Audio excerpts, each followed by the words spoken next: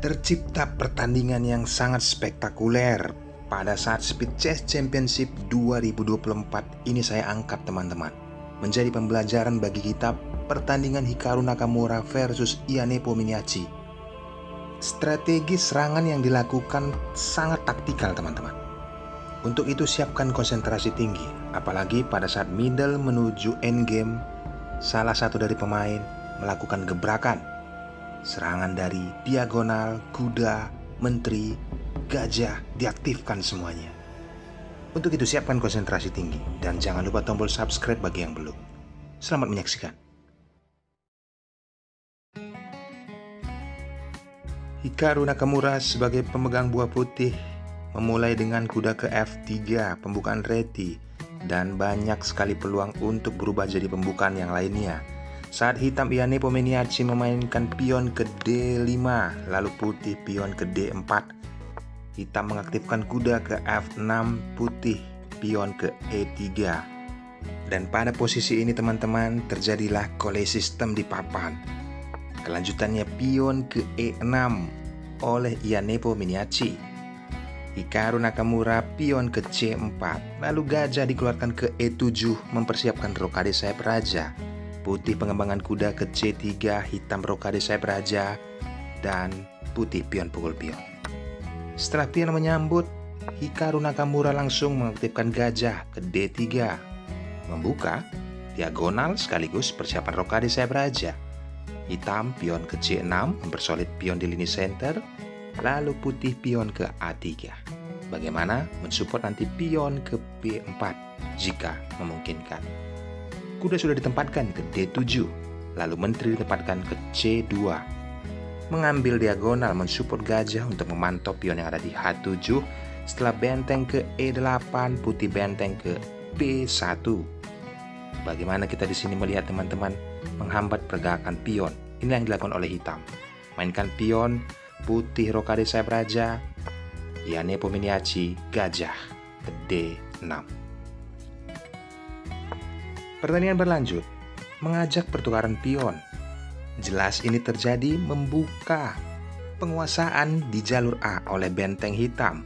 Manuver kuda ke E8 tujuannya bisa nanti penempatan ke G6 sekaligus membuka diagonal bagi gajah petak terangnya. Pion ke B5 dimainkan oleh Hikaru. Gajah ditempatkan ke G4.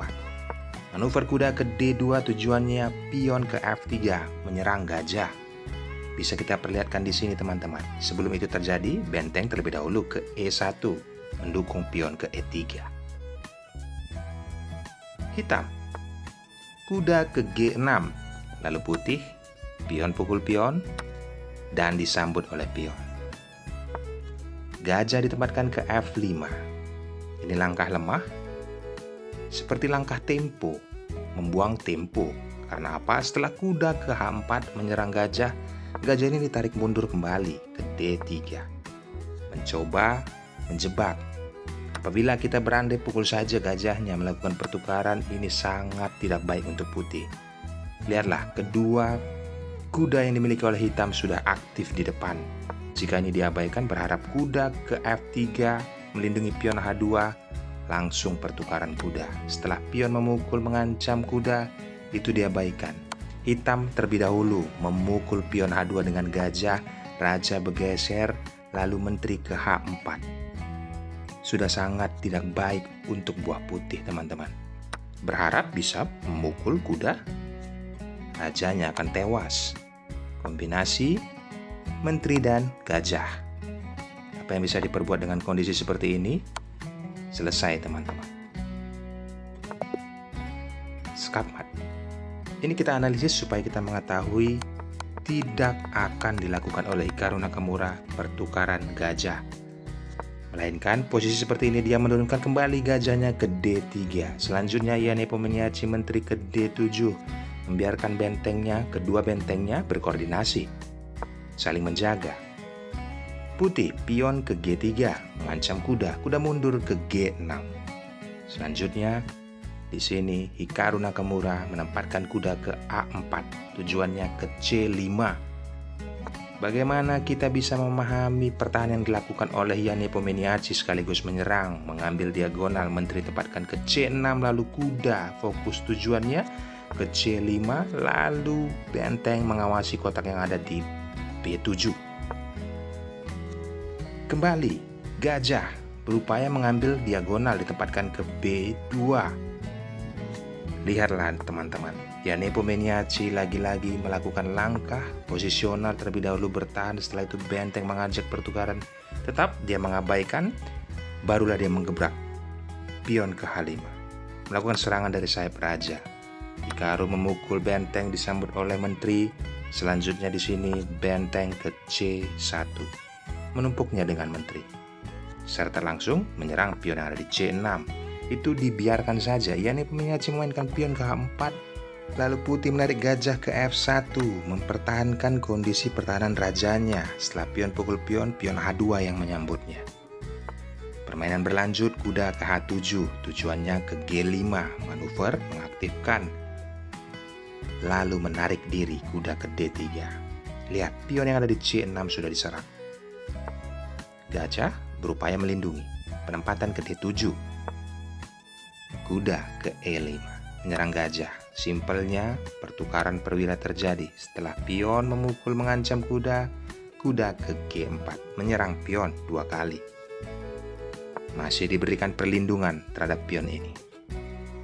Jan Nepomniachtchi naruh menteri dan menyerang 3 kali. Hikaru Nakamura mencoba menjebak. Penempatan gajah ke D3, menyerang kuda, kuda mundur ke F8, lalu hitam. Setelah raja ke G2, pion ke C5. Mungkin kalian berpikir, kenapa tidak langsung pukul pion yang ada di E5? Itu jebakan teman-teman.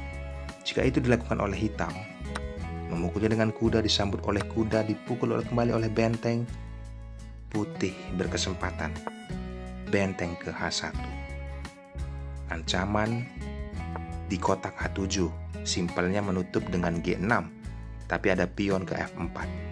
Jika benteng menghindar, selesai rajanya. Benteng putih bisa ditempatkan ke H8. Ada perlindungan dari kuda, mungkin berpikir seperti itu, dipukul saja pion oleh gajah. Lalu menteri, pukul kembali pion, skak. Selesai teman-teman. Apa yang bisa diperbuat dengan kondisi seperti ini? Raja ke F8, memukul benteng, mengancam menteri. Kemanapun menteri berlari, seperti ini kondisinya. Tetap skak diambil. Ke D6, ditutup oleh menteri. Bisa dipukul ataupun langsung memukul kuda dengan benteng. Banyak pilihan karena sudah 3 perwira yang aktif ke depan. Selesai oleh gajah, skakmat. Ini sangat dilihat jelas oleh Jan Nepomniachtchi, maka dari itu dia tidak memukul pion beracun yang ada di E5 ini. Pertandingan aslinya dia memainkan pion ke C5. Hikaru Nakamura, benteng ke H1. Selanjutnya kuda ke H6, menutup pergerakan benteng. Ada kuda ke G5. Lihatlah teman-teman. Perlahan-perlahan tapi semakin menjepit. Tempo skak oleh gajah ke H7. Raja ke F8. Kuda pukul kuda, yang memukulnya adalah pion. Hikaru Nakamura langsung melakukan serangan yang agresif. Menempatkan gajah ke A3, menyerang pion. Pion diambil oleh menteri, baru pion diambil oleh gajah. Tempo skak ditutup oleh benteng. Tidak langsung memukul benteng tersebut, tetapi benteng ke H4 terlebih dahulu. Tempo skak nanti ke F4. Gajah ke E8, fokus utama. Benteng ke F4. Ditutup oleh kuda. Gajah petak terang ke G6. Lihatlah perwira-perwira yang dimiliki oleh hitam sudah dipaku. Masih dilanjutkan menteri ke C7. Barulah gajah pukul benteng. Sambut menteri, terus melakukan pertukaran perwira karena sudah menang kualitas. Kita lihat endgame dari Hikaru Nakamura. Memastikan sebuah kemenangan. Di sini, menteri masih mencoba membuka ruang bagi raja hitamnya setelah menteri tempo skak H8, raja naik ke E7. Berubah serangan dari sayap kiri. Menteri ke E5. Benteng mengambil tempo skak. Dan beberapa langkah ke depan melakukan skak beruntun. Sampai mendapatkan titik bagaimana menukarkan menteri, teman-teman. Ingat poinnya yang dimiliki oleh putih sudah unggul. Kualitas perwira. Setelah kondisi ini terjadi, tinggal bagaimana caranya Hikaru Nakamura menukarkan benteng dengan gajah. Jika kita amati dengan langkah raja ke F2, tujuannya manuver dari kotak hitam menuju ke E5. Kita perhatikan caranya. Yanepo, gajah ke B5, raja ke E1, gajah ke D3, Hikaru, raja ke D2, tetap mengambil kotak hitam. Karena gajah yang dimiliki oleh Yanepo Miyachi, gajah petak putih. Dan kondisinya berubah setelah raja ditempatkan ke E5, mengambil langkah tempo untuk menukarkan satu benteng dengan satu gajah dan satu pion. Seperti ini, teman-teman. Melakukan langkah tempo, benteng ke F8, raja ke H6, barulah menukarkannya. Luar biasa, teman-teman. Masih dilanjutkan dengan kondisi seperti ini, sudah sangat rumit ataupun sudah sangat tidak mungkin bagi buah hitam mendapatkan remis, apalagi sebuah kemenangan. Perlahan mencoba untuk mengaktifkan ataupun menjalankan pion yang ada di F4. Setelah pion dipukul, kembali mendapatkan pion. Saya rasa kondisi seperti ini sudah sangat jelas bagi teman-teman untuk memenangkan permainan jika kalian buah putih. Inilah yang diperlihatkan oleh Hikaru Nakamura saat dia melakukan serangan yang sangat brutal, melangkahkan langkah taktikal, dan walaupun tidak skakmat pada saat langkah brutal tersebut, paling tidak dia bisa memonitor ataupun mengetahui hasil dari permainan yang berujung endgame pertukaran kualitas, mempromosikan pionnya. Jangan lupa tombol subscribe dan nyalakan juga loncengnya. Bye-bye.